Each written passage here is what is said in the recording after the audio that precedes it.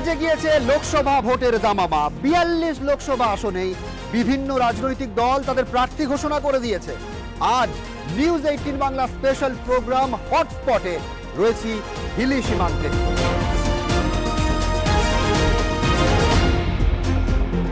প্রচুর মানুষের বিভিন্ন অভাব অভিযোগ রয়েছে, তারই মধ্যে কি কি পলিটিক্যাল ইম্প্যাক্ট রয়েছে, রাজনৈতিক দিক থেকে কতটা গুরুত্বপূর্ণ এই হিলি সীমান্ত, তারই পর্যালোচনা করব আমরা।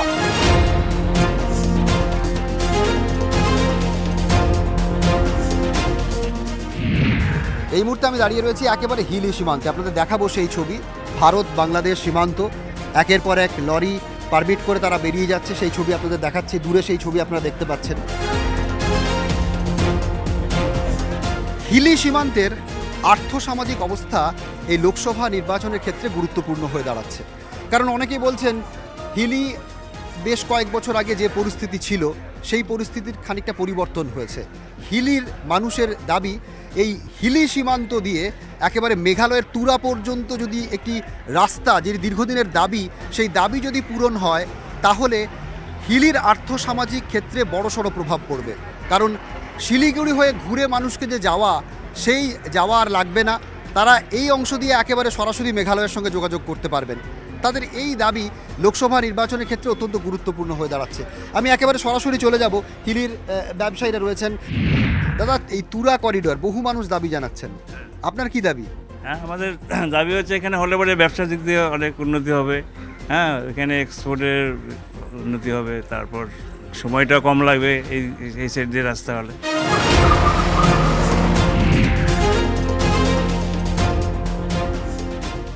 এই যে তুরা রোড সরাসরি, এই বিষয়টা আপনারা দীর্ঘদিন ধরে দাবি জানাচ্ছেন, লোকসভা নির্বাচনের আগে সেই দাবি কি আবার মাথাচাড়া দিয়ে উঠছে? আমরা হিলি থেকে মেঘালয় পর্যন্ত বাংলাদেশের ভিতর দিয়ে যে করিডোর, এই করিডোর সংক্রান্ত বিষয়ে 12 সাল থেকে আমরা উভয় দেশের প্রশাসনিক স্তরে যোগাযোগ করেছি। এটা যদিও সরকারি পরিকল্পনা, কিন্তু যাতে এটা রূপায়িত হয় সেজন্য আমাদের সেই সকলের সাথে যোগাযোগ করা, উভয় দেশের মন্ত্রী মহোদয়দের সাথে। এবং কিছুদিন আগেও আমাদের ইন্ডিয়ান হাই কমিশনার সাহেবের সাথেও দেখা করেছিলাম। তাতে আমরা আশাবাদী, উভয় দেশই আগ্রহী, এবং ইলেকশনের পরে হয়তো উভয় দেশের মধ্যে এটা পুনরায় আলোচিত হবে। আর এই হিলি থেকে মেঘালয় পর্যন্ত করিডোরটা যদি খুলে যায় তাহলে আমাদের ছেলেদের কর্মসংস্থান বেড়ে যাবে, একটা নতুন দিগন্ত খুলে যাবে। তুরা করিডোরের দাবি জানাচ্ছেন এখানকার ব্যবসায়ীরা, কারণ হিলির আর্থসামাজিক পরিস্থিতির উন্নতির জন্য এই তুরা করিডোর প্রয়োজন। এই মুহূর্তে হিলির আর্থসামাজিক পরিস্থিতি কি, এবং সেই পরিস্থিতির প্রভাব কি লোকসভা নির্বাচনে পড়তে চলেছে? হ্যাঁ, লোকসভা নির্বাচনে পড়তেই পারে, তার কারণ আগের তুলনায় আর্থিক পরিস্থিতি খুবই খারাপ এই মুহূর্তে। প্রচুর লোক বাইরে চলে গেছে কাজ করতে, অনেকে তাদের পরিবার নিয়ে চলে গেছে। তো এই মুহূর্তে এক্সপোর্ট তো আছেই, তার সাথে তুরা করিডোরটা হলে কিছু কর্মসংস্থান বাড়বে, যে কর্মসংস্থানে হয়তো হিলির পরিবেশ আবার আগের মতো হতে পারে, তারা পরিবার নিয়ে আবার ফিরে আসতে পারে। তো তুরা করিডোরটা এই মুহূর্তে হিলিতে খুবই প্রয়োজন।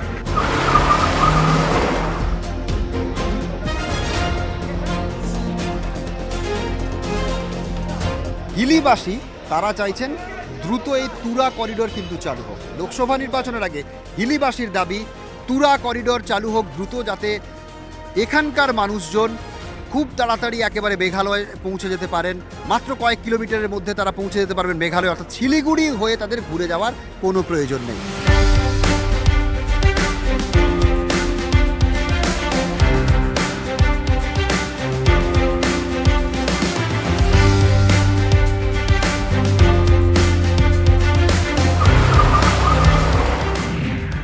হিরলি তুরা করিডোর নিয়ে অনেক মানুষ অনেক দিন ধরে আন্দোলন করছেন, এবং আন্দোলনের মূল যিনি উদ্যোক্তা, এই জয়েন্ট কমিটি, সেই জয়েন্ট হিলি তুরা জয়েন্ট কমিটি, সেই কমিটির আহ্বায়ক আমাদের সঙ্গে এই মুহূর্তে রয়েছেন ডক্টর নবকুমার দাস। নবকুমারবাবু, এই আন্দোলন কতদিন ধরে চলছে? 1911 সাল থেকে মেঘালয়, বাংলাদেশ এবং আমাদের এই পশ্চিম দিনাজপুর জেলার মানুষ আমরা সম্মিলিতভাবে এই আন্দোলন সংগঠিত করি তুরা শহর থেকে। এবং তারপর থেকে ধারাবাহিকভাবে বাংলাদেশের মাটিতে এবং ভারতের মাটিতে এই বিষয় নিয়ে আমরা ধারাবাহিক আন্দোলন চালিয়ে যাচ্ছি। কেন্দ্রীয় মন্ত্রী মহোদয় নীতিন গডকরি মহাশয়ের কাছে আমরা বারবার এই বিষয় নিয়ে আলোচনা যেমন করেছি, তেমনি ভারতবর্ষের এবং বাংলাদেশের প্রধানমন্ত্রীর কাছেও আমাদের এই স্মারকলিপি 3 দফায় আলোচিত হয়েছে এবং দুদেশের প্রধানমন্ত্রী পর্যায়ে আলোচনার পর একটা সিদ্ধান্ত হয়েছিল যে ভারত সরকারের পক্ষ থেকে ডিপিআর অতি অবলম্বে তৈরি করে সেটা বাংলাদেশকে দিতে হবে এবং বাংলাদেশ চাইছিল সেই সময় মায়ানমারের সঙ্গে যে এশিয়ান হাইওয়ে কানেক্টিভিটি তার সুযোগটা তারা নিতে চেয়েছিল। তাতে ভারতের কোনো অসম্মতি ছিল না।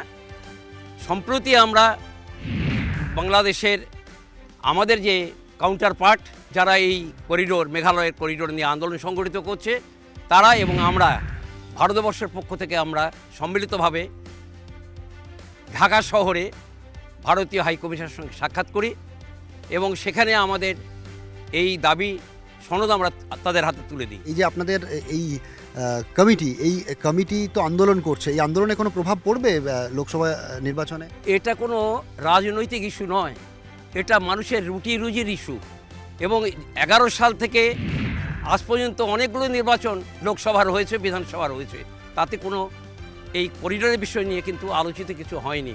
দাবি তারা কেউ না কোনো পার্টি তাদের পলিটিক্যাল ইস্যু করতে পারে। এটা প্রি ইন্ডিপেন্ডেন্ট 1947-এর আগে আমরা ছিলাম আইডেন্টিক্যাল, আমরা এপারে মানুষ ওপার যেতাম, আমাদের কোনো কাঁটাতারের বেড়া ছিল না। স্বাভাবিকভাবেই যে সুযোগ সুবিধাগুলো আগামী দিনে আমরা আবার ফিরে পেতে চাই, যেটা 1947-এর আগে দুপারের মানুষ আমরা পেতাম। এর ফলে যেমন আজকে মেঘালয়ের মানুষকে 1500 কিলোমিটার রাস্তা ঘুরে কলকাতায় আসতে হয়, সেই সুবিধাটা পায়ে হেঁটে আসতে পারবে যার ডিস্টেন্স মাত্র 85 কিলোমিটার হবে। যখন প্রণব মুখার্জি ছিলেন রাষ্ট্রপতি ছিলেন, তার হাত দিয়ে কিন্তু এই করিডোরের যে বিষয়টা তার সূচনাটা হয়েছিল। স্বাভাবিকভাবে এখানে কোনো রাজনৈতিক দল এই করিডোর থেকে ফয়দা নিতে পারবে না। যে মাত্র 85 কিলোমিটার রাস্তা, 15 কিলোমিটার ব্রিজ, এইটুকু ডিস্টেন্স হলে মেঘালয়ের মানুষ শুধু নয়, সমগ্র নর্থ ইস্টের মানুষ রেস্ট পার্ট অফ দ্য ইন্ডিয়ার সঙ্গে যোগাযোগ করতে পারবে। স্বাভাবিকভাবে কী পরিবর্তন হয়ে যাবে এই এলাকার, সেটা আপনারাও উপলব্ধি করতে পারছেন, সাধারণ মানুষও উপলব্ধি করতে পারছেন।